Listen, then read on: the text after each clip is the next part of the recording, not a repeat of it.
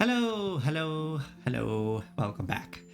We're Story Reckless. I am Nathan. I am your DM this evening, and I use he, him pronouns.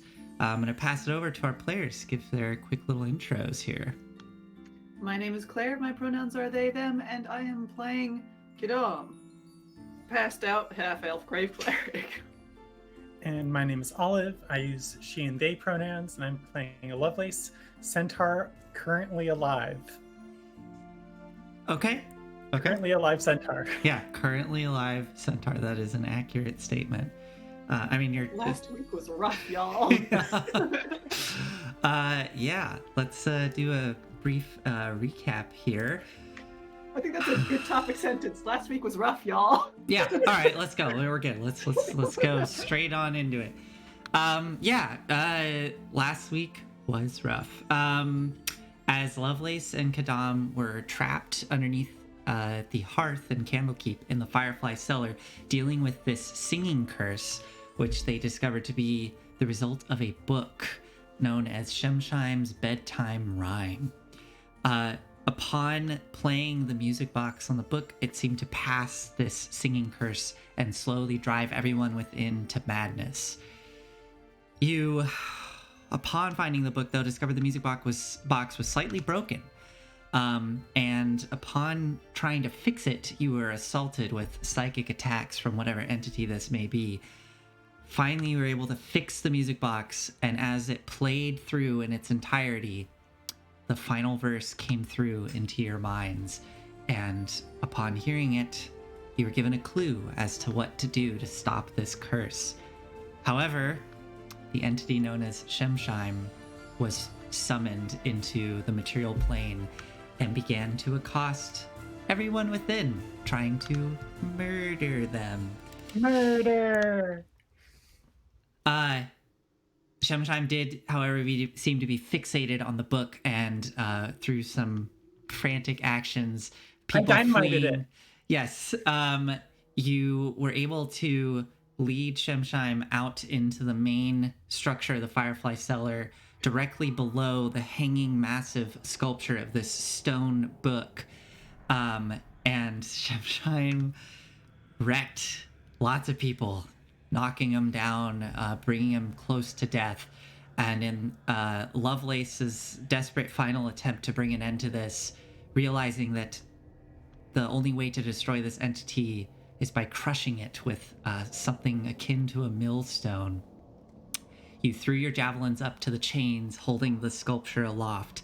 And with two decisive strikes, two of the chains snapped, leaving one remaining, and upstairs your companion Manfred took aim with his flintlock pistol as Shemshine drained the last bit of life from Lovelace.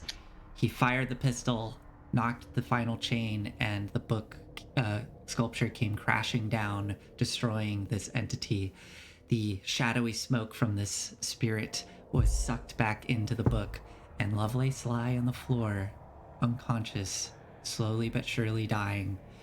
And that is where we're going to pick up, with Kadam as well, unconscious, thankfully stabilized. Yeah, I'm fine. I'm taking a 2-hour nap. I just rolled for it. Yeah, but you are out. And Lovelace, what we're going to do is do some death saving throws at the beginning of this. But before that happens, upstairs, Manfred, who I will be taking control of once more, takes a deep breath, looks out towards the empty balcony, and then turns back and begins trying to pick the lock above him. All right, Lovelace. Darkness has come over you. Please roll your first death saving throw for me. Okay, let's do this. D20 flat. Yes, D20 flat. 9. That's your first failure. So, you start to just feel cold washing over you in this darkness, and these little faint lines of kind of eerie green light, almost like veins, start to creep up in your peripherals. Go ahead and roll another death save for me, please. Do I got it? Yes, you do. 15. Okay, one 15. success. Okay. The cold starts to dissipate just a little. Go ahead and roll another death save for me. Dude, there's like my life flash before my eyes. How am I feeling? You're in a dark void. You don't have. It's like being at the edge of a lucid dream. You kind of have a sense of what's happening. Like you might be able to take control, but it's still. I don't know if that makes sense. It's like you can sense what's happening, but like you're kind of going along for the ride. So you're in this dark void. It is cold, and you just see in your peripherals these kind of tendril-like veins of green and white light just creeping up from below. Go ahead and roll again. Hey, lights. Been haunting me for a while. Looks like I might be joining you. 19. That's 2 successes. You can feel some warmth coming back through your body, and these veins, you watch as little pulses of light from below down in the void just kind of and ripple up through these veins. And you see this network of almost like a root system just towering above you, going off into infinity above. Go ahead and roll another death save. 19 again. I'm up. Well, you are stabilized. Oh, You are I'm stabilized. You are unconscious, but you are not dying any longer. Oh. Okay. I was so convinced that this was the end of Lovelace. I was almost taking it as a fact. It was pretty good chance. It was a pretty good chance that you'd pull through, and you did. So you How lie. you doing, Kidon? You lie there in this darkened void with these veins of light kind of encompassing you on your peripherals, and they're now kind of stretching out in front of you, and you just feel almost locked in this embrace as these veins are from below around you, and you're in this almost capsule-like structure. But this vision goes for who knows how long. You're kind of in this limbo-like state. Claire, you just or Kadam, you just rolled. Remind me again, because you just looked it up. I think for when you go unconscious, you're supposed to roll a d4. D4. And you are out. You're out for 1 d4 hours. Got it. Okay, that's what. Yeah. Okay, that's right. Let's see who wakes up first. I know you already rolled, Kadam. So Lovelace, why don't you roll d4? 3. Okay. So Lovelace, you are in this liminal space, and as time passes, Kadam. Let's see here. That's right. Because you were. Oh yeah, we have your token up here. Yeah, I'm next to the busted up stove right now. Yes. Well, you come to, and Definitely be gone by now. you are. I think you've been brought into. Yeah, I think it would make most sense. You are laying in the bed that you slept in when you first came here, and you see, as you come to, you turn and you can see sitting in a chair next to you is Vernier. Vernier is sitting there with a book in her lap, just calmly reading it, seeming to have not taken notice to you waking up. But you can feel there's kind of this like a little bit of a sticky residual feeling around like the bottom of your nose, like something sticky kind of covering your upper lip area.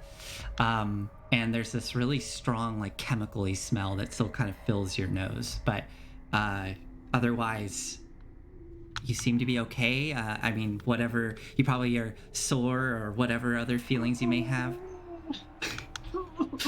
Yeah, Veneer turns and looks. Ah. Are you all right, Right Kadam? here. Oh, my head feels like it's gonna split open. I imagine so. Where's everyone?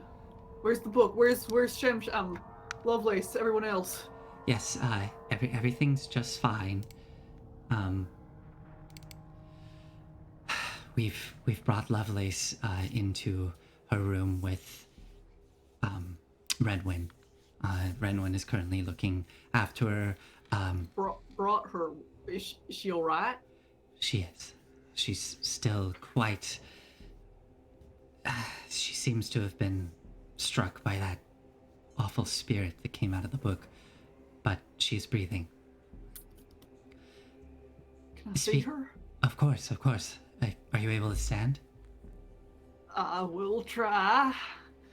You can stand. Throw off the covers and like slowly make my way up, not wanting to like drop blood pressure too quickly. Yeah, you're able to get out of bed. You feel some aches. There's kind of a tightness in your chest, but you seem to be okay. Veneer kind of comes over and helps you, guiding you through the room. Opening the door, stepping out into the hallway, she leads you down to the other room, and upon entering, you can see that Renwyn is sitting by the bed. Well, how do you think you're set up, Lovelace, as a centaur? You're probably maybe like they've taken the blankets out onto the ground and kind of bunched them up to like lay you down onto them. What do you think? I mean, first off, I'm heavy. Yeah. So it would have been hard to even get me down those stairs. It would have been like thump, thump, thump, thump. Well, when Kadam comes in, you also see standing in the room, pretty crammed in there, sitting on a chair that's much too small for him. You see a little one just sitting in there. There we go. Yeah, so they've probably like just made a big pile of like blankets or something on the ground and like plopped me down on those. Yeah, that makes sense. Excuse me while I dribble all over myself here. That's allowed. Yeah, okay, so you walk in, Kadam, you see this kind of almost like crescent shape of blankets that are kind of cocooning Lovelace, who's lying there on the ground unconscious. You don't really see any visible wounds on her, just kind of sunken in a bit, a bit pale. But yeah, Renwyn looks up towards you, and little one as well stands up as the chair scoots back and creaks. Little one. Oh, hi, Kadam. I was brought down to help move people around. I heard what happened. It was awful. I can't believe a book would do Throw that. myself to my knees. Like, little one's great, but Lovelace is my person. Yeah. Yeah, Lovelace is breathing softly. Can you get her up? I'm done. I cannot do anything today. Yes, we've sent for one of the priests. They're just making sure that everything is safe. They're inspecting the book before they send anyone else down here. Right, little one kind of forced himself in, so he's here. They should be down momentarily. They're just making sure that everything's secure. Can't risk having what happened to us spread. No, we can't. Where's the book now? Is it upstairs? We've passed it off, and it has been placed inside a lead-lined box, and it is being brought down to the most secure vaults. I admittedly smacked it repeatedly until it was destroyed. But then one of the books that was resting on the table, I watched as the smoke seeped out of Shemsheim's rhyme and seeped into that book, transforming it back into an exact copy. So it seems to be a bit more powerful than expected. But it is being brought into one of our most secure vaults underneath the keep. I'm sure it will be studied by some of the most brilliant minds within Candlekeep. Try to find a way to bring an end to it.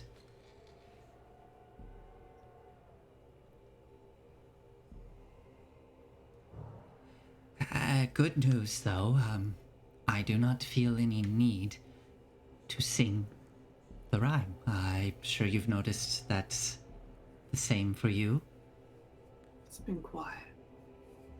Yeah, it really has.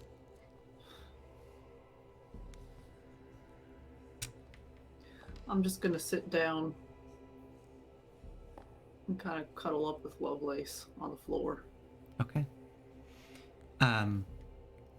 Veneer kind of quietly looks towards the other two. Perhaps give them... Oh, yeah. Oh, okay. And they kind of file out of the room quietly, leaving you there with Lovelace. Would you like to do anything, Kadam? Or you're just gonna be resting there? I think I just kind of lie my head on her belly and cry. It's been a bad day. You lie there for probably 10 minutes or so undisturbed. And then you hear very soft little click, like claws on wood behind you.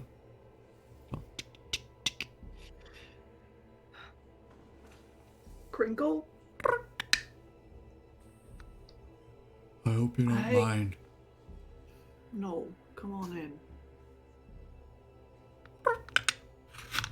Her feathers floof up as she comes trotting inside, and she's clutching something to her chest as she walks in and nervously sits down on the bed next to Lovelace. I have found something for you. I think you might like it. I know you tend to take things of great value. I'm sorry. I should have listened. You could not have known. None of us could have known the consequences of reading or trying to read that book. I could tell something was off. Yeah? Didn't want to get in trouble. Didn't want to say anything. She takes this bag that she's been clutching and kind of unfurls it. You see this beautiful, like, satchel. Beautifully made of leather, and it has these intricate stitching around the edges, and this very intricate pattern on the front of it with this little flap for opening it as she's holding it. You like my bag? Yeah, I got this in Waterdeep. You know, I've been visiting here, doing a lot of research. You probably heard of me. I'm so sorry that you met him.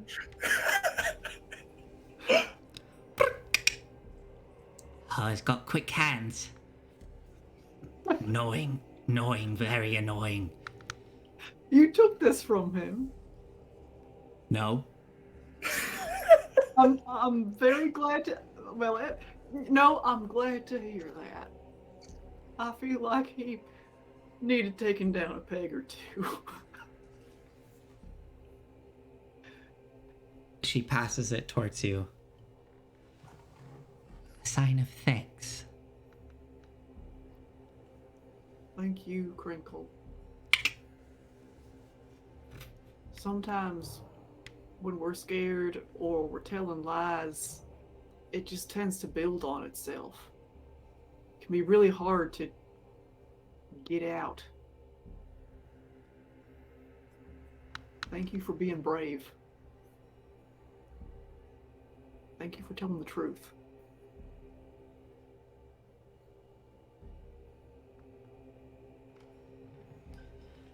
Oh, I will. better be off. Got to do my dishes. All right. We'll see you again. Yeah, I'm sure we'll see you around. She hops down and scurries out of the room. I will examine this very fine bag. Okay. How so? Oh, just turning it around, looking Yeah. inside it. It's empty. You look inside. There's nothing in there. All right. Okay. I know what it is, but Okay. I'll figure that out in the future, I guess.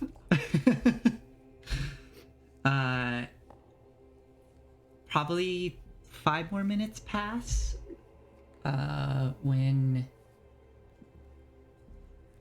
you hear footsteps coming down the hall, and Veneer steps in. Kadam, may we enter? They've let us. We're free to go, and they've brought someone in. Yes, of course. She steps to the side, and strolling through, you see a short middle-aged woman as Velma Cromwell comes walking I in, almost asked that it not be Velma. I almost asked. hands on her hips.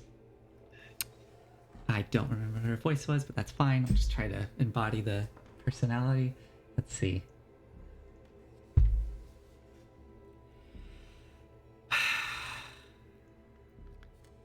Velma. Get on. All right. Give me a moment. I need to, if you don't mind. And she crouches down. You hear some other soft footsteps, and from behind, you do see a very young tiefling poke their head around the corner as this Irony. teenage boy. Hi. Hey, Kadam. Oh, wow. Another book? Oh my god. Velma looks just ain't over. safe here for me and Lovelace. Clearly. Irony, will you please come in and watch as I... Oh, yeah. And she leans down, places her hands on Lovelace, and there's just a faint little pulse of this white light that just kind of radiates out. Cure wounds is a D8 plus your whiz mod, I think. Is that right? Yep, if you're a cleric. Okay. I have to look up really quick. 10 points to you, Lovelace, as you come to. That warm cocoon-like state you've been in, suddenly with a bright flash of light just dissipates, and you feel this sudden rush and this air kind of, and then there's just that.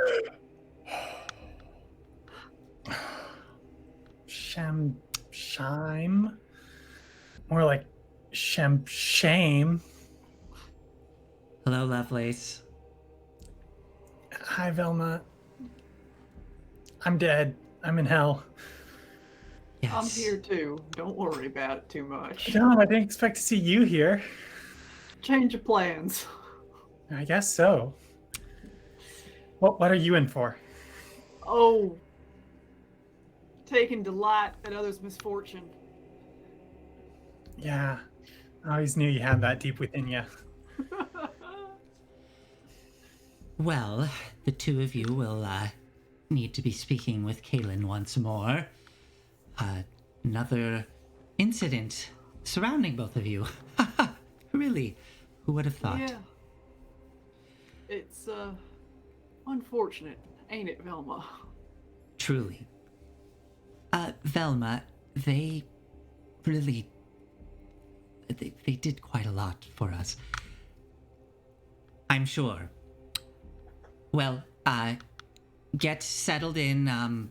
You'll be expected to be visited by Kaylin within the hour, so do whatever you must if you need to tidy yourselves or whatever. I'm going to be gone now, and thank Thelma, you for one your... word before you go, just in case we experience another book-related catastrophe before I get to see you again. I just wanted you to know, I don't like you. I don't like this place.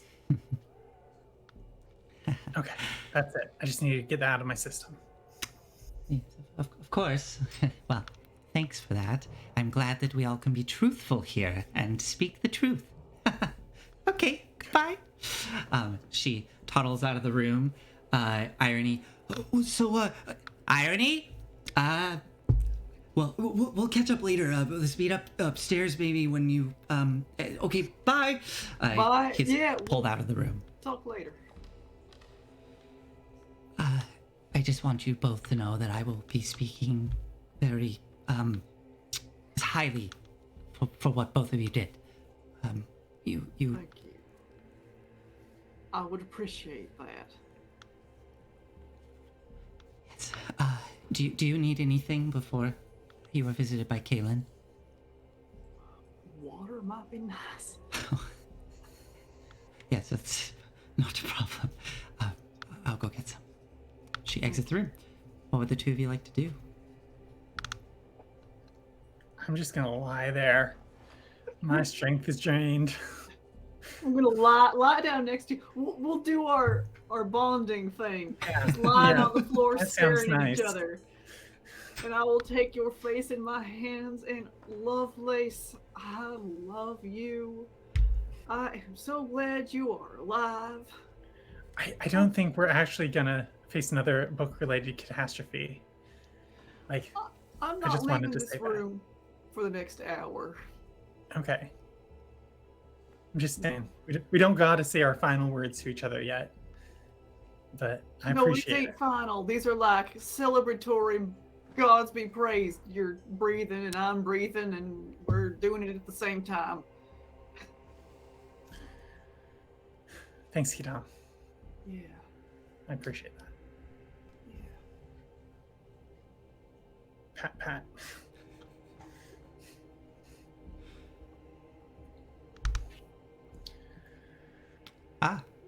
Happy Valentine's Day, yes. Hello, Eric. Proclamations of platonic love. Yeah. Can't get much better than that.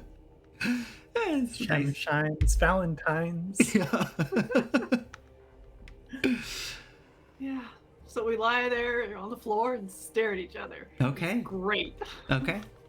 I think Lovelace does close her eyes and just nap instead of keeping up the eye contact. Yeah. Fair. You lie there for probably half an hour, maybe a bit more, till you hear footsteps approaching down the hall once more, and then a very soft knock at the door. I will get up and answer. Okay. You open the door and see Kaylin Brightwood standing there with Velma at his side, and Why is she always with him? and as well as do I have something here? As I shouldn't get so hung up on this, but give me a moment. Where is it? Don't you love it when things come to a crawl when I look through my notes? There we go. You see a dragonborn at his other side, a brass dragonborn. But Kaylin looks at you.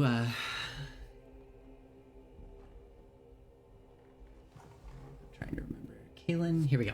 Yeah, right. With his like nice immaculate purple cowl, with the scroll embroidery and silver on the chest, and he looks at you with his silvery goatee. Ah, Kadam.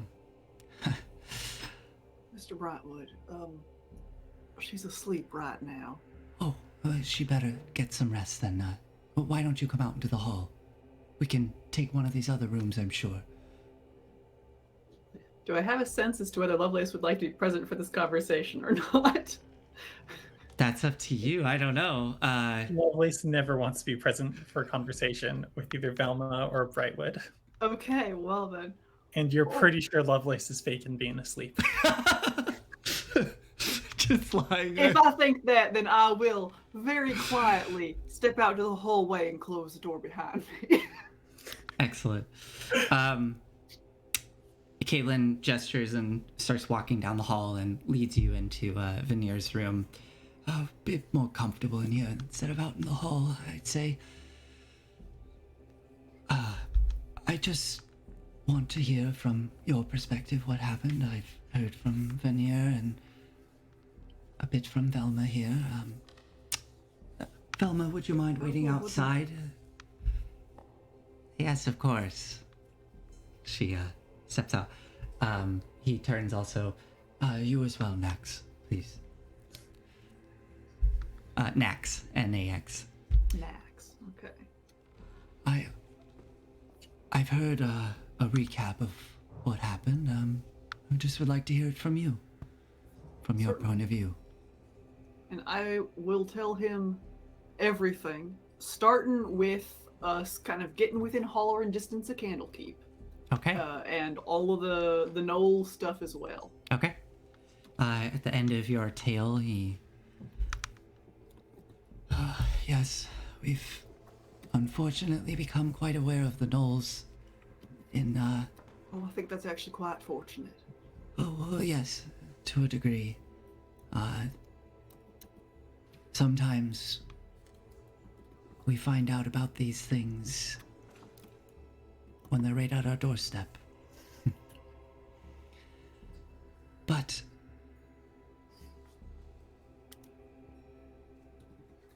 I, as well, would like to thank both you and Lovelace for what you did here.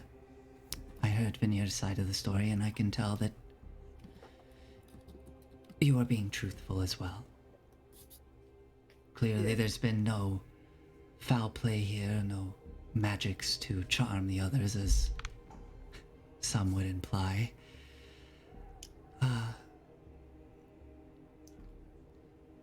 Unfortunately, you still are going to be not welcome within the walls of Candlekeep once things are resolved, but you are welcome to stay here. My impression was that it was Lovelace specifically who was banned, not me. Yes, pardon me. I was speaking to Lovelace. The two of you seem to be quite a pair. Yeah, we do. But nevertheless, due to the circumstances, and I do have quite a bit of sway here, you're welcome to stay as long as you need to get your health back, and until we find out if things are safe outside these walls. All right. We are in communication with Baldur's Gate. It sounds as though person that I definitely know the name of. One of the dukes, perhaps? Yes. Uldar Ravengard? That one. Oh, excellent. Sometimes my, you know. It's all right. I have a thing for names. Thank you. Older Ravengard has dispatched a large contingent of Flaming Fist, and they are currently trying to deal with this warband. Some of the other neighboring city-states as well are mustering forces, but... I wonder why they're here now, though. What's driving them here? People don't usually leave their homes unless there's something wrong. Really wrong. Well, they are gnolls, and demonic beings. It's hard to say. Seems they are usually driven by bloodlust and chaos, hunger. I would, if if they are in fact fleeing from something, I would not like to meet whatever that may be. Or even not necessarily fleeing, but has food supply run out wherever they were? I tend to...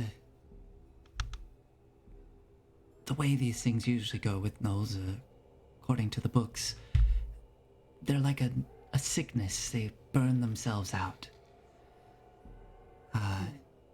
Likely don't really have a place that they are necessarily from. They seem to erupt from the darkest places of the earth and spread like a plague. All right. I'm sure it'll resolve itself, and with the medicine of the Flaming Fist, it should resolve much faster. I have never heard them described that way, but I do agree that they are good at putting down riots. They're very good at what they do. No doubt about that. Certainly. Oh, you are an excellent person to talk to about this. I have something for Candlekeep. It needs to have a copy made of it, though.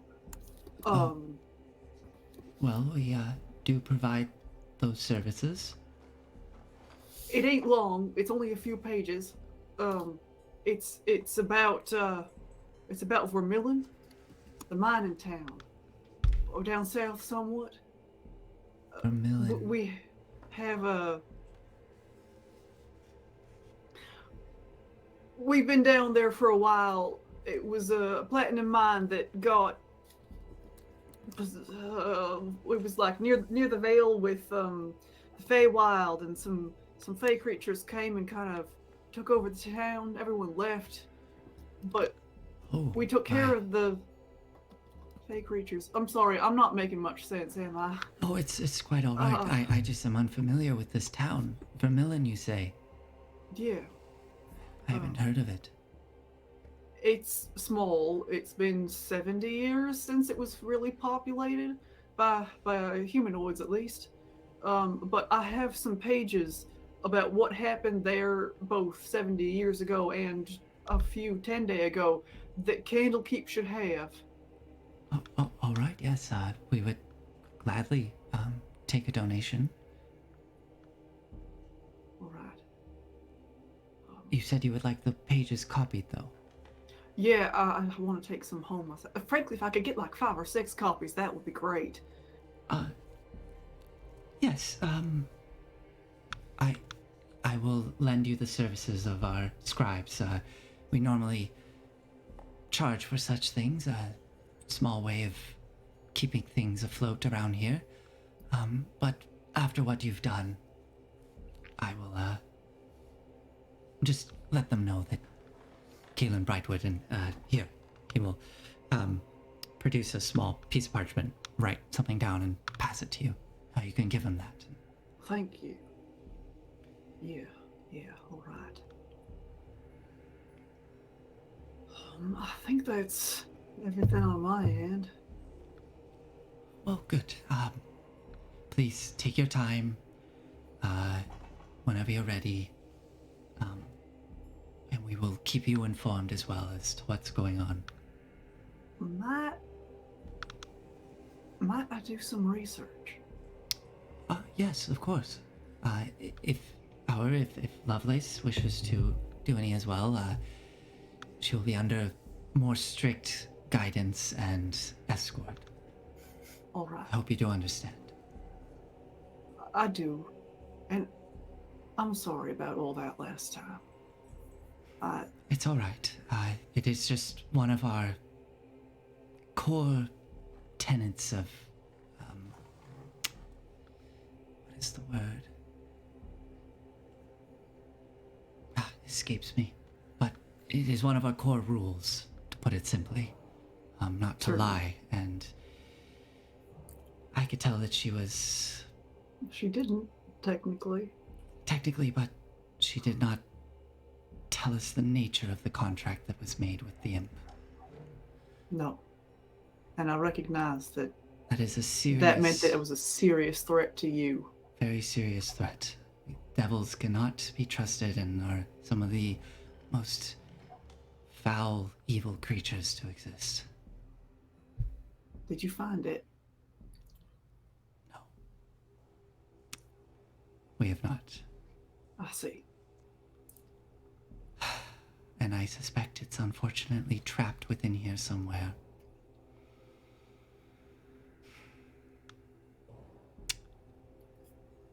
I should be going. All right. I will let everyone know what is happening here, and as I said, take your time. Thank you. Thank you. Stands up and exits the room. I will follow him out and go to the kitchen and find a large pitcher of water, because that did never arrive, as well as some tea and probably a meal for two. Yes, you can get all of those things. You gather it all up. Crinkle is in there.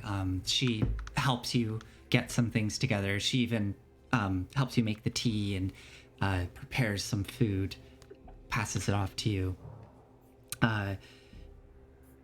As you walk down the hall, the Cthulhu's door opens and you see her pop out, her ears kind of back. They perk up as you walk down. Hi. Hello. How are you feeling? Not great. Yeah. I'm packing up now. I can't be down here much longer. That makes sense. I need to get out. Yeah. That makes sense. I'm probably gonna go sleep in the stables, to be honest. I've been informed that I can't go outside the walls of Candlekeep due to this knoll incursion. But Sure, but you can get outside at least. yes, All right.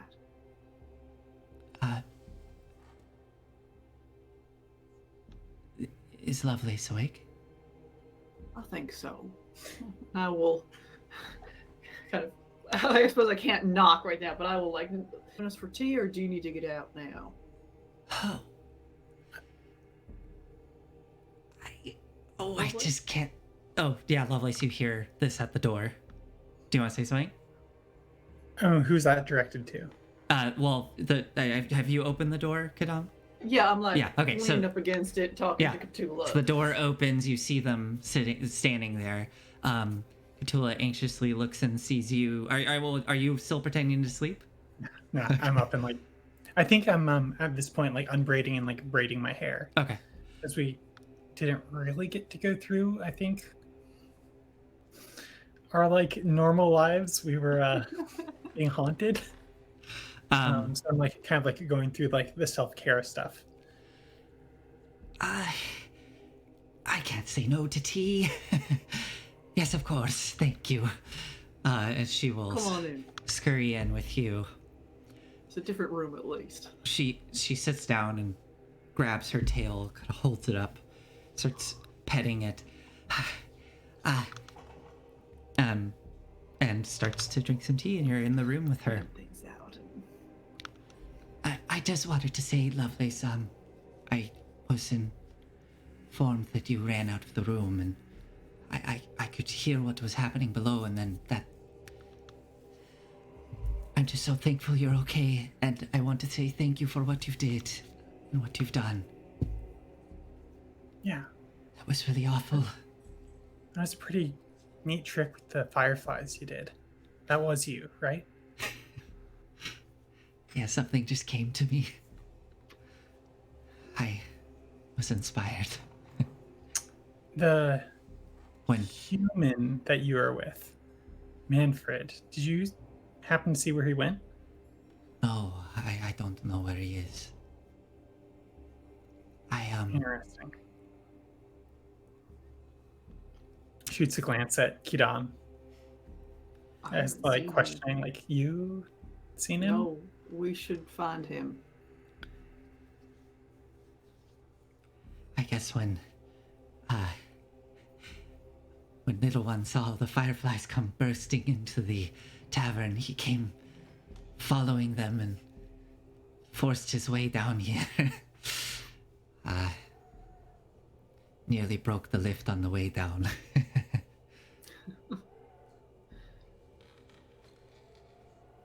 That...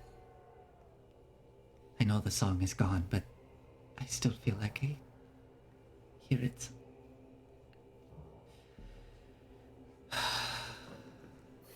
Hey, did we ever figure out why there was a skeleton all cooped up? No. Secret passage? Seems like an odd thing to have done. Yeah. Yeah, where's like, that skull? Where is that skull?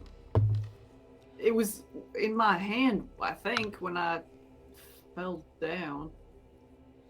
I don't know. I was also out on the floor and I awoke in my room. All right. Well, glad we got through it. God, yes. Better to get through it than not.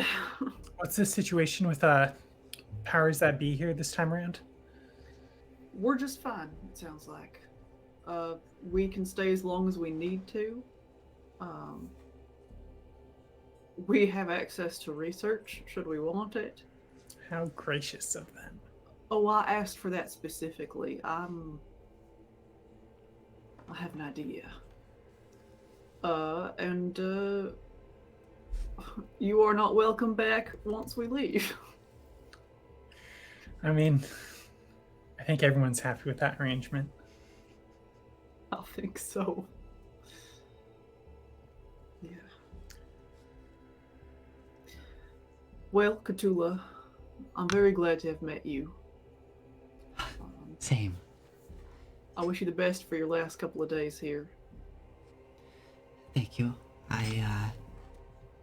It sounds like not many people will be able to leave anytime soon. But we'll see. Well, the tea was lovely. I so enjoyed meeting both of you. I will have to look you up next time I pass through Baldur's Gate, and you can hopefully show me a better time than the last time I went through there. Yeah. We're both in Norchapel. Oh, I don't you know won't what even that have to. means. Relatively near Basilisk Gate, but on the outside. Okay, It's all right. Ask around. You'll find us. Okay, perfect. I know the things to ask for. I will find you. All right. Goodbye. And she'll scurry out of the room, and you hear her just next door getting her stuff together after a time. Leaving I just the got room. such a flashback to like being in hostels and like running into like other like fellow travelers and us being like, yeah, like we had a really good time together. Let's like switch addresses and stuff and stay in touch. And then just like, never. It's like, oh yeah, I'll definitely remember what you said. Right, yes. Kidam, I saw some stuff. Yeah. I'm actually glad that you asked for this research. Okay, so you may have noticed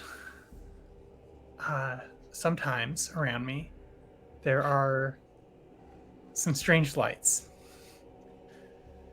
Yeah, there are lights involved. Like lights and hands? Yup. maybe? Arms, even. Okay, all right, Like Lovelace is clearly uncomfortable here, like bringing this up.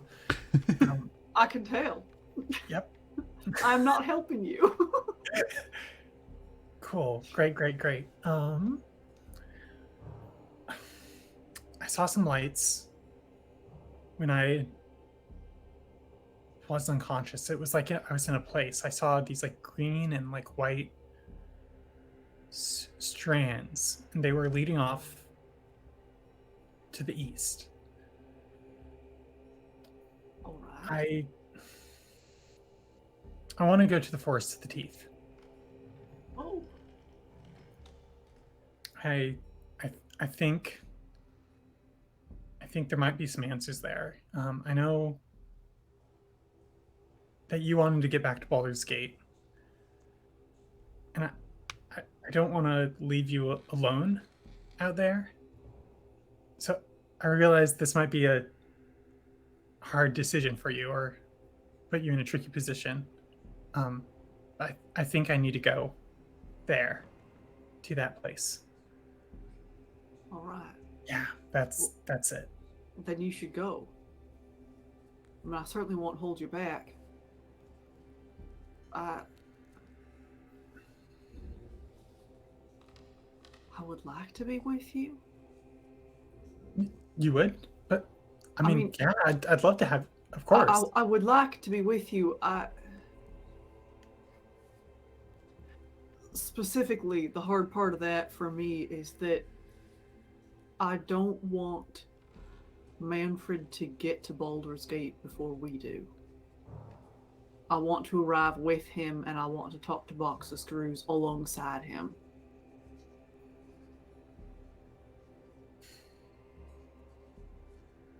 Would you be willing to go home, sort things out there to some extent, and then go back out?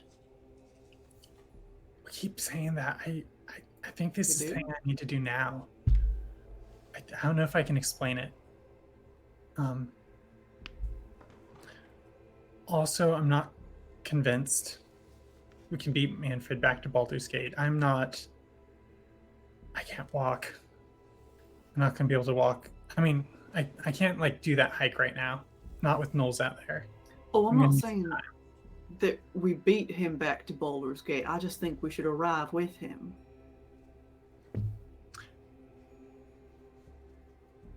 I don't think that Manfred's in Candlekeep anymore. We can't have left. I mean, I hope you're right. I would be surprised knowing what I've seen of him. I stand up and I go find Veneer or Crinkle or Little One. Okay. You can... any of them. Well, who do you want to find? Veneer. Okay. You find her. She's in her room. Veneer, have you seen Manfred?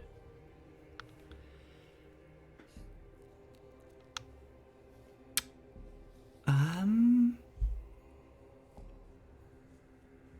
haven't.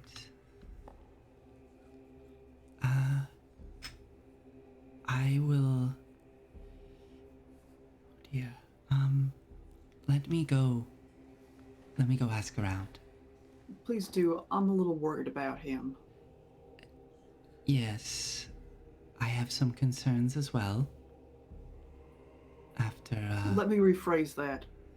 I'm a little worried for him. Did you know?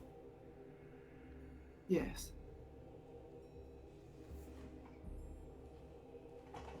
All right. Do you trust him?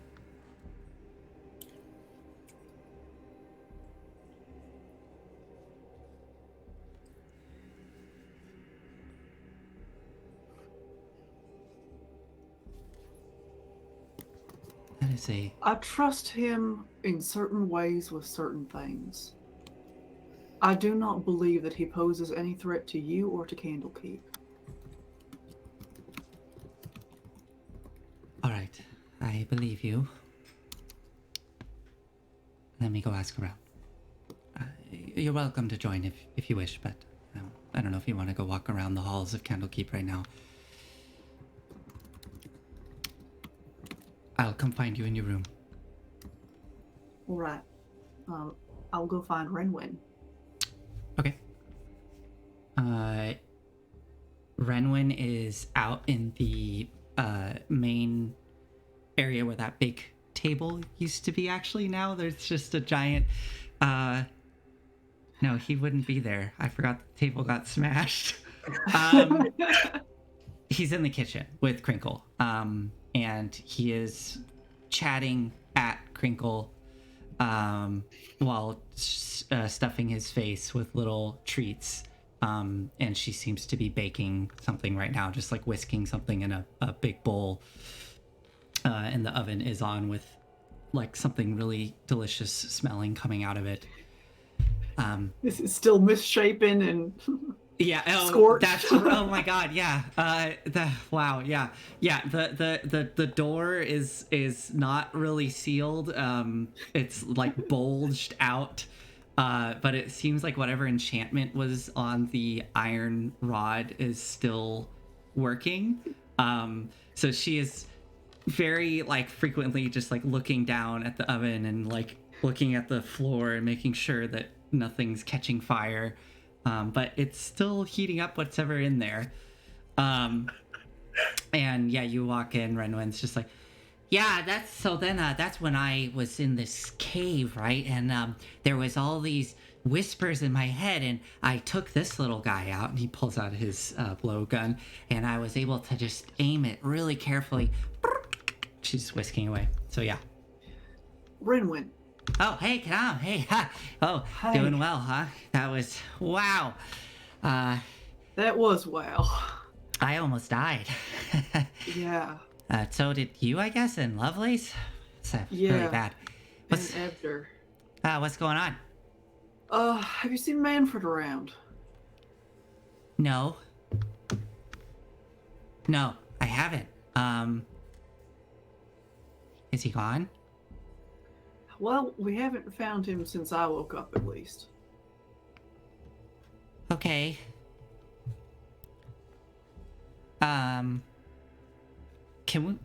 the three of us all stay in one room tonight? Yeah, I think we can do that. Okay.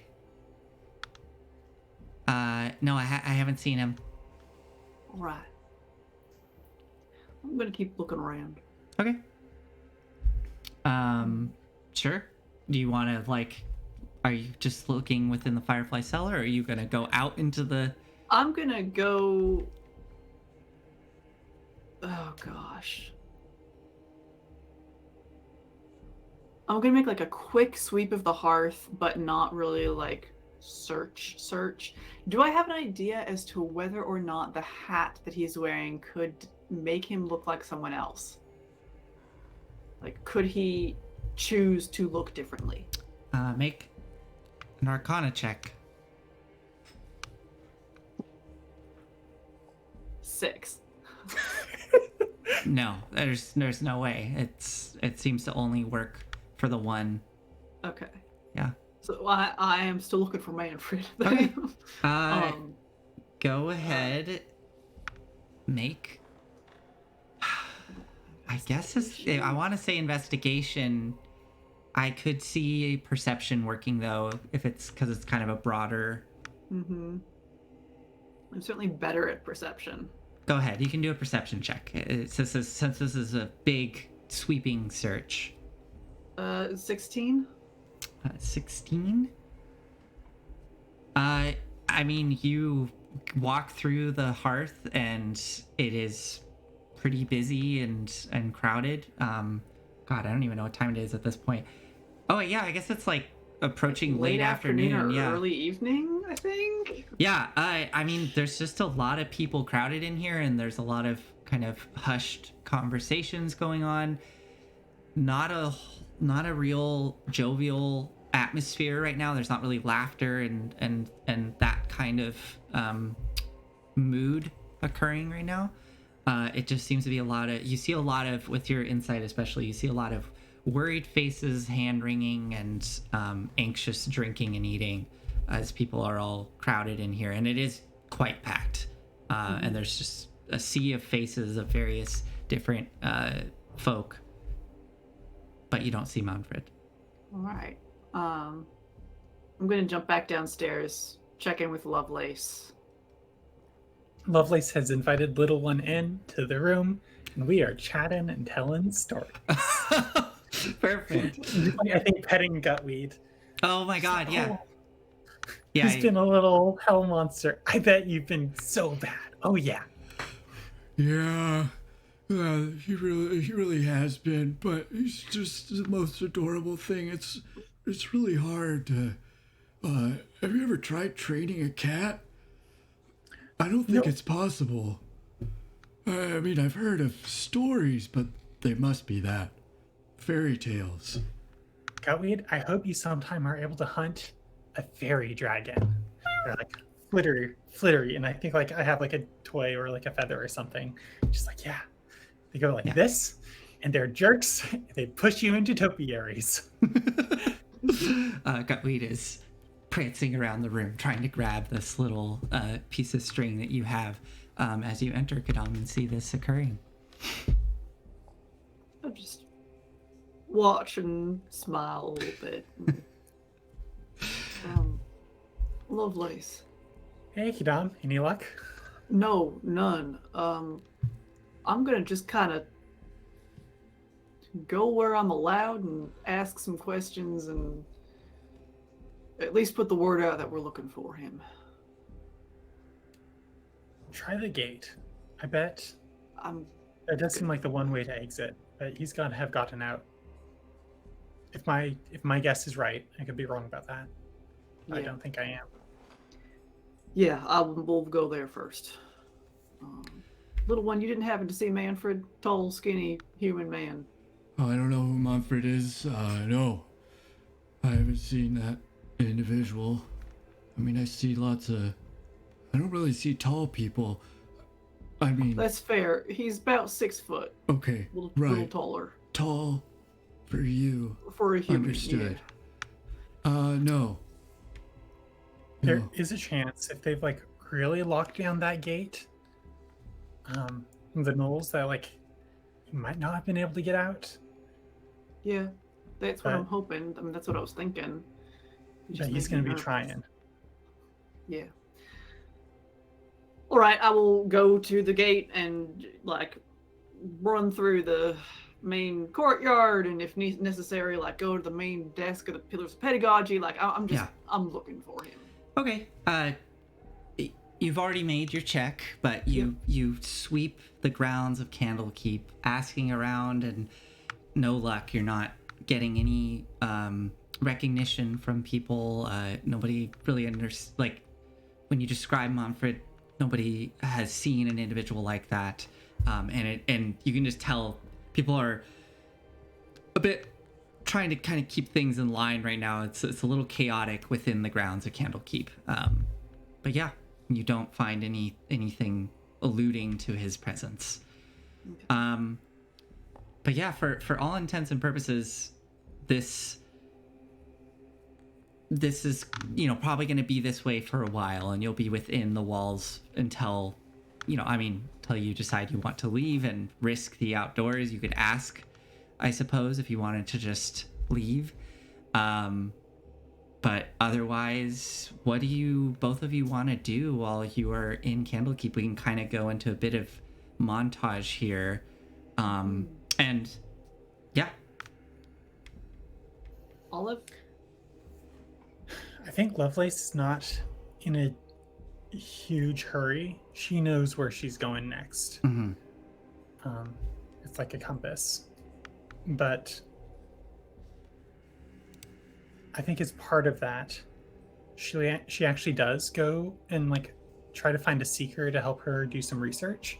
Okay. On the Forest of Teeth and Xanthoria, the powerful druid associated with like the vision I got with that drawing tree way back in Baldur's Gate, where like I got like a piece of bark and there was like weird drawings on it that was like somehow connected to this afterlife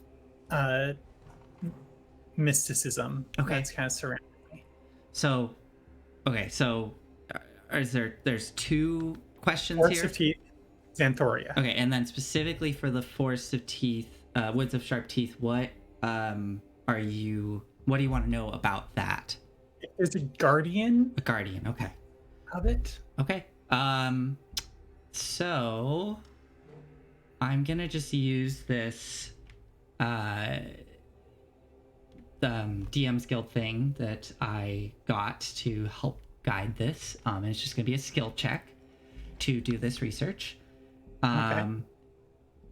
So for Woods of Sharp Teeth, I could see history or nature working for that. And for Xanthoria, that is definitely a history check. Okay. I got +0 on all of those things. Okay. Let me. Yeah. Okay. So so if you can think of a way to use a different skill, the example here being like persuasion, to try to persuade or convince an avowed to, aid you in this research, you are welcome to use that. Another hefty 0. Okay.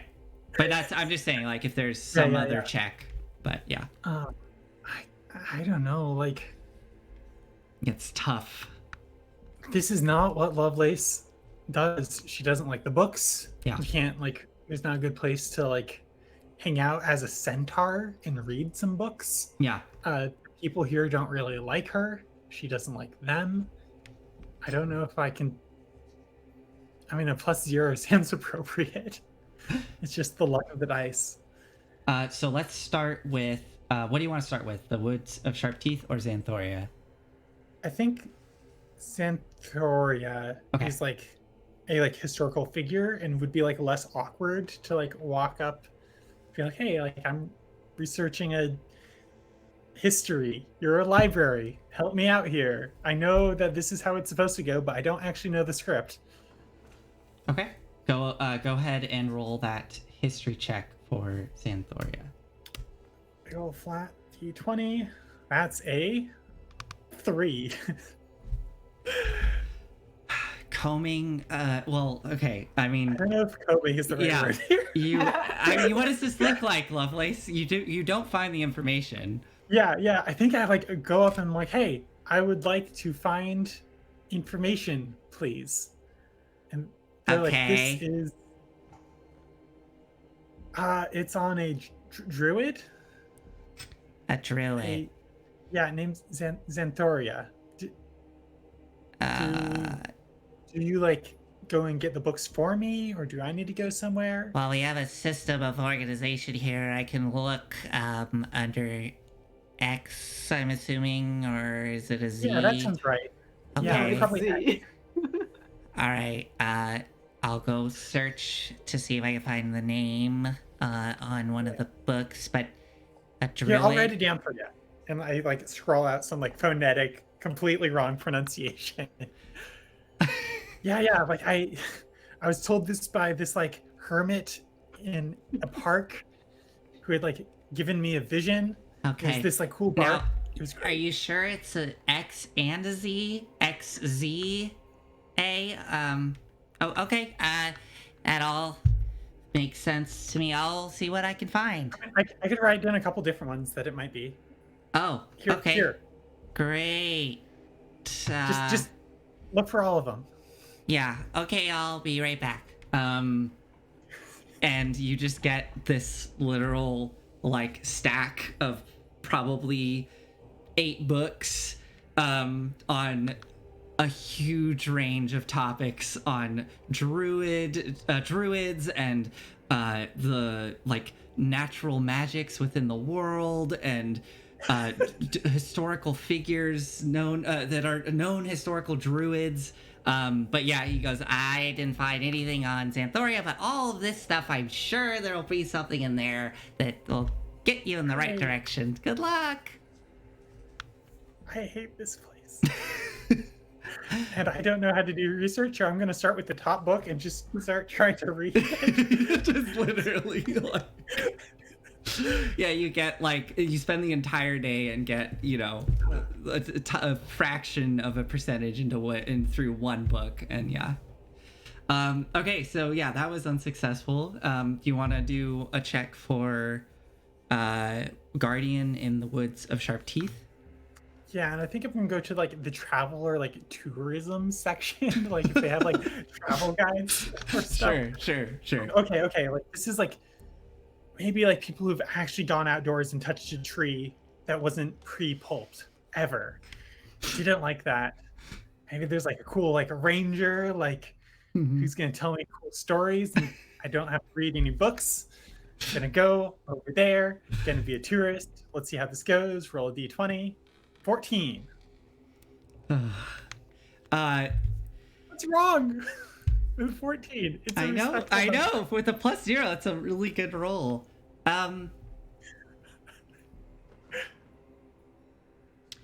You do find a book on the Woods of Sharp Teeth. Again, trying like you probably start by just reading it from the beginning. Yeah. But I think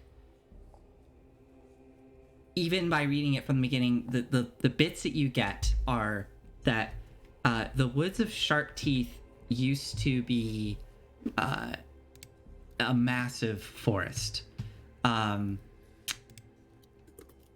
It used to stretch all the way through Eltugard and past the Fields of the Dead, connecting the forest to the north, which I forget the name of it, but it used to be a vast, vast forest that stretched out over miles and miles of land. And it was a very fruitful resource that was just whittled down and whittled away and consumed by the surrounding city-states. And it has been reduced down to what it is now. A lot of the lumber was exported out as Baldur's Gate grew and Elturel grew, sent off to the other nations throughout Toril. But eventually it did get to a point where it became not worth logging what was left, because the logging operations were, people were just going missing and people were disappearing. Entire operations would just be gone. And, the contingent of either Flaming Fists or the, soldiers of Elturel would show up, or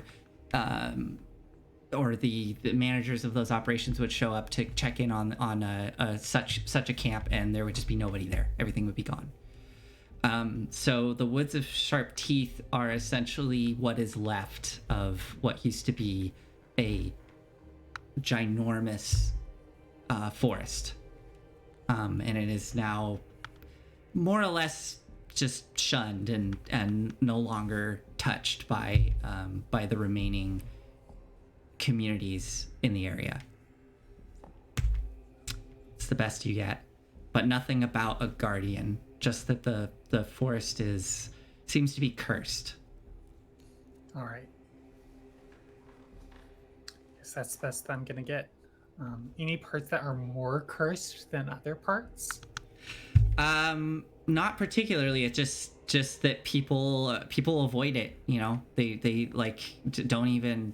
It is, said to not enter that forest, right? Like you just don't fuck around with it. I'll give you like there are stories. You pick up some stories that it is said that the forest is home to lycanthropes, and that is one theory as to why people have been disappearing.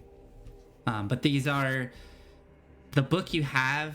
When it talks about this, it's in a somewhat dismissive way, like nothing has been proven. These are folk tales told by the smaller communities of Elturel and Baldur's Gate. Okay. So that's what you get from there. That's me. All right, Kadam, you want to do some research? Well, first things first. The next morning, like as soon as I wake up, I sit up in bed and cast Send into Manfred. There we go. That's what. Okay, you wake up and cast Sending.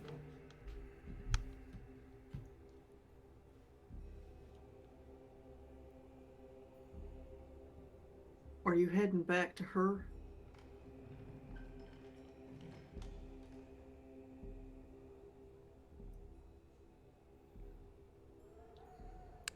6th. I know. I'm like, what else? Um.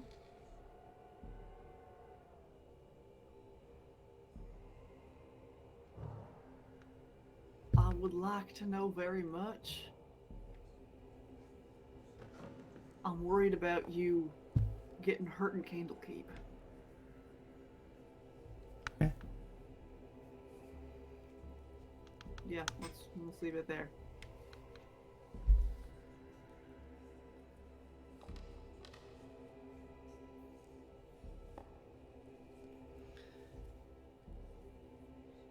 There's a long pause.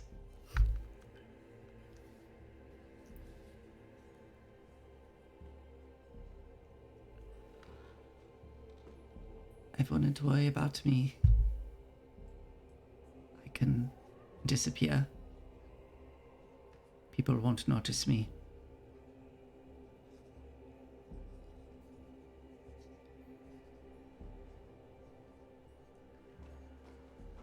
Yes, I'm going home.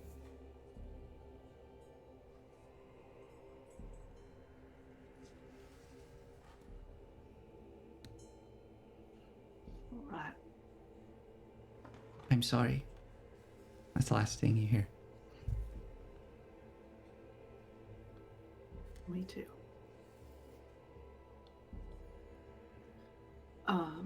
And then I'll go to Lovelace Mm-hmm. and say, Lovelace. Good morning, kiddo. Good morning. I'm looking across the room at you now. I've been thinking about Valor recently. Do you want to check in on her?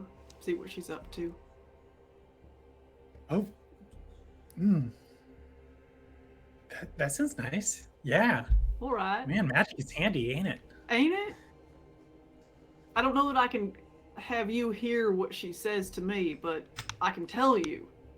Okay. Oh, God, what would I even say? Oh, she's doing good. We keep almost dying. We do that. We're going on an adventure to the woods with sharp teeth. She wants to go to a cursed place full of werewolves and happens to be in the area.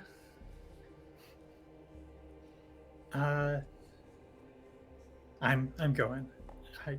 Sorry, I didn't mean to speak for you there. No, it's all right. I haven't fully made a decision yet. We may have plunged Baldur's Gate into chaos by funding one of its largest crime organizations.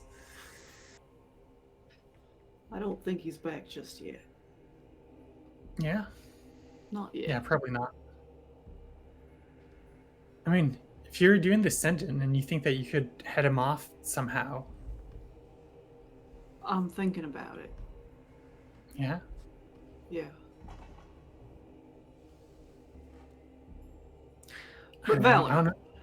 Okay, Valor, right. Thinking of you. I don't know. Yeah. What do people write in letters? Oh, this ain't a letter. This is a text message.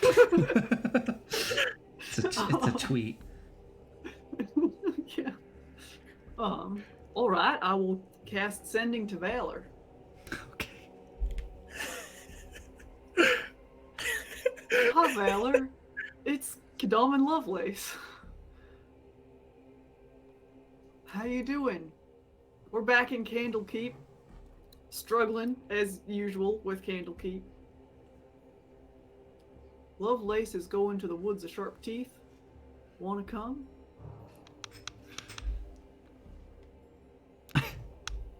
Okay. Oh!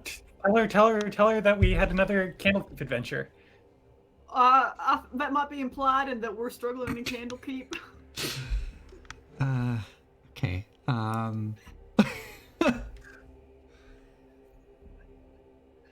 This is what? A DM's second favorite spell? After teleport. Yeah. Does humming count? Can you hum the rhyme? Just Is that like a word? I have no idea.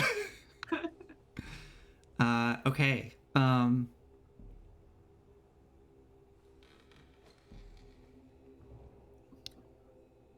You get back.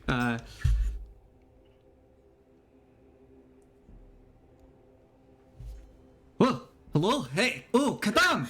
Oh, it's been. I always. It's been so long since this is. Oh, I'm saying too many words.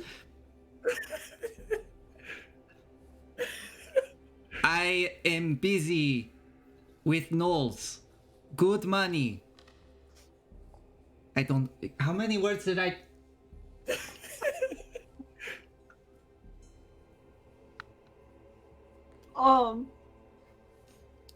She's busy with Knowles, making good money.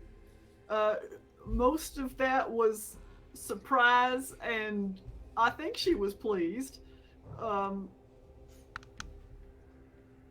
think there was someone else in the room with her. Who? Dunno. It sounded like an aside. All right. I can try again tomorrow. Give her another chance. If she's finding Knowles, either there's Knowles everywhere, or she's around. Yeah. Yeah. Well, what will be will be, I guess. Yep. And really quickly, I would like to do some research.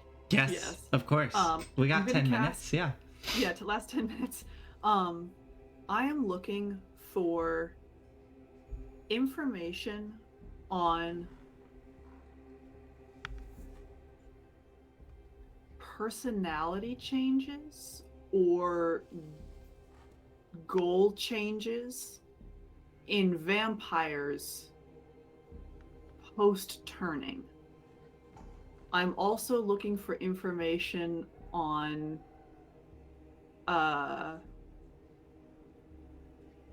like any accounts of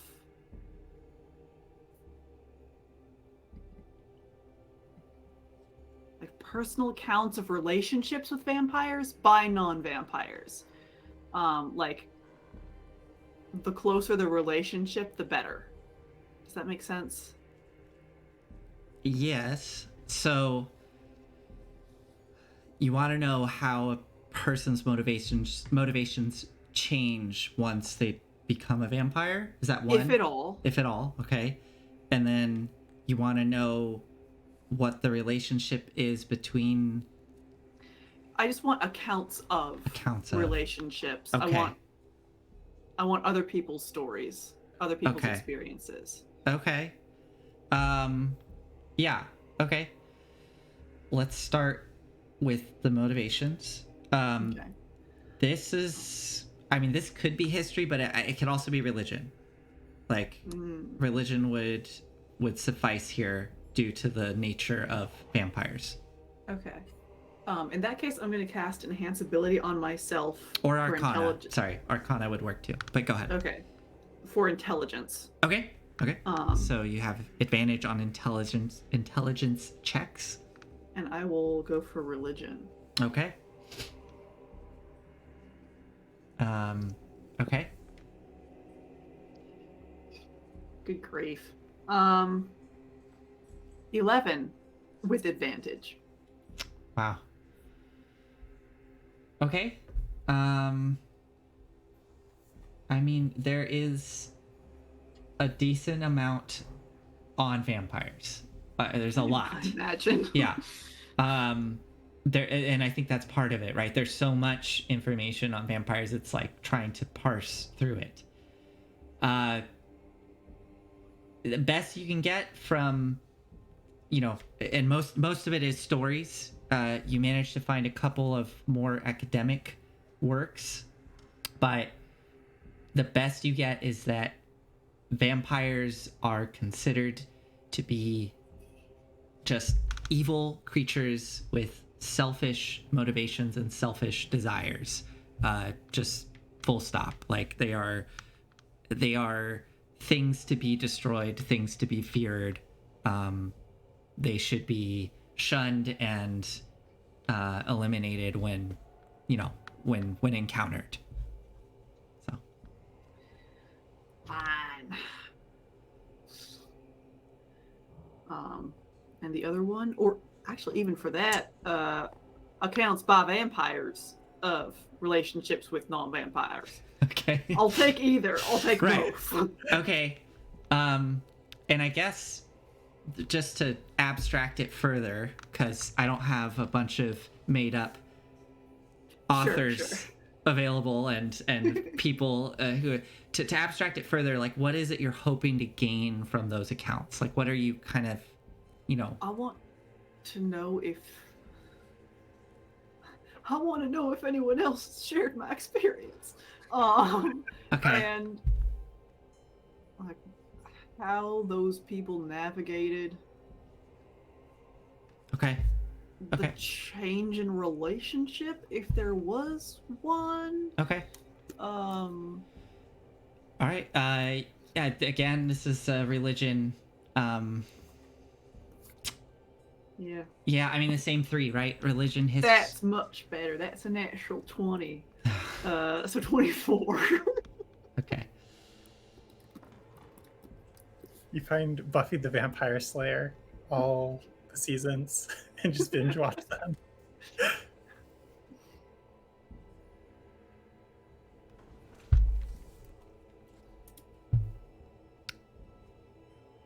From the accounts that you managed to find, and we'll say that it's probably you probably find like one account that somebody, it's like an actual personal account that somebody wrote. You get the sense that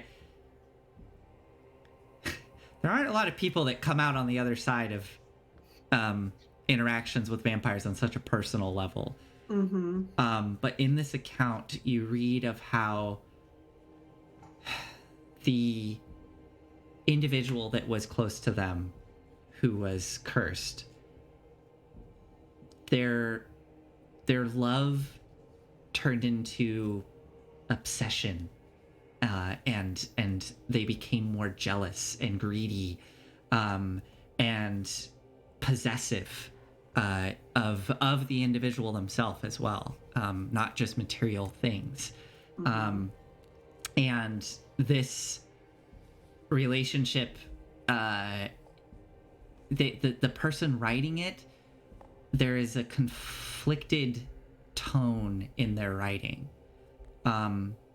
There are passages of just the utmost adoration and love for this individual and what they are doing and their motivations and wanting to help them in any way possible, and then fleeting passages of doubt, which almost immediately are followed again by forgiveness and love, and despite even being able to see their personality deteriorating and their values dissipating and changing, making excuses for those. But you roll a natural 20. You reading through this account, you get through these passages, which are first-hand passages, and then there are the actual author, it looks like, was conducting an interview with this individual. So there are other sections that go into theories as to what may be happening. And the author talks about how whatever these creatures are, whether they are, and then the author speculates as well, like, are they actually undead, or what are they? And they seem to have some ability to enthrall individuals, to whether it be through magic or something, like if they are tapping into the weave or some other form, they seem to be able to just bring people around them, enthrall them, and they become their staunch allies. But they suspect that this is something that is not permanent, which is why in the interviews they noticed this kind of wavering, like questioning of their loyalties. There was still something within the individuals that seemed to be fighting back against this, whatever this enthralling magic is.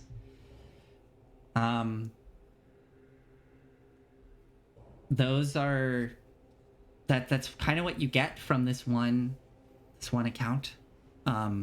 Yeah.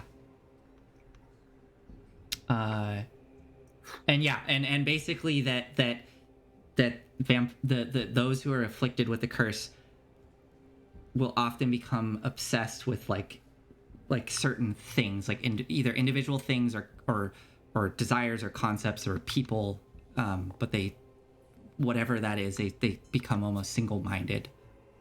So Okay. Thank you. you are welcome. Anything else in our last little bit here as we wrap up the evening, as the two of you spend your time within the walls of Candlekeep? I mean, I have several more things, but Yeah. we're not going to get to all of them tonight. Yeah, I mean, we can we'll talk offline what we want to do next, but if we want to do like one more session in Candlekeep of just either research or running around or doing whatever it is you want to do, we can talk about it. But yeah, otherwise I think we're gonna wrap up tonight. And what couple quick announcements as we wrap up today's session. So this is the end of this adventure arc. Yay. We actually haven't, the three of us, we have not talked about whether we're doing a postmortem after this. I just assumed we were. Oh, I also assumed we were. Okay. So we will do a postmortem next week where we'll just hang out and talk. If you want to know any specific things, feel free to message us, whatever, post on socials. Can we do a mapping postmortem? Like hang out and chat while making maps? Or We does could, yeah. postmortems take too many brain powers? I don't know. Let's talk about it offline, but that could be fun. Yeah. So we're gonna do that, and then after that, our next session, we're gonna do a little detour. We're gonna take a break from Kadam and Lovelace. We're gonna do a shorter adventure within the Candlekeep collection, but it's gonna be a high-level adventure. And yeah, we're just gonna take a little break from Kadam and Lovelace and just do a little jaunt off to the side, and it should be a lot of fun. I'm excited. I'm so excited. Our characters are amazing. Super excited. We're going in a radically different direction for this one, y'all. Yes. It will be in the same world, so there'll still all this stuff, whatever y'all do, there will be consequences to the bigger world, but yeah. My impression is that Kadam and Lovelace will leave Candlekeep, and then the camera will just kind of like turn to a different part of Candlekeep. Yeah. Yes. Is that correct? Okay. Yeah. Although we'll talk offline. Maybe Kadam and Lovelace will still be in Candlekeep when this is happening. But regardless, something will happen that's not their fault. Yeah. They're not involved. Yeah.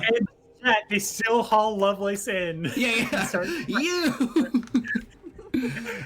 Yeah. No, but regardless, it's just gonna be a little. Fred? I want to meet Fred. Oh my god. I mean, if Fred. Okay, no spoilers. Yeah, we'll see. All right. Well, anyways, thanks everybody. Oh god, I'm peeking. I wonder if I was peeking this whole time. Anyways, thank you. We'll see you all next week for a little hangout, and then we're gonna go off and do something crazy, as a little side quest. It should be fun. Have a good night. Have a good night. Have a good night. Bye.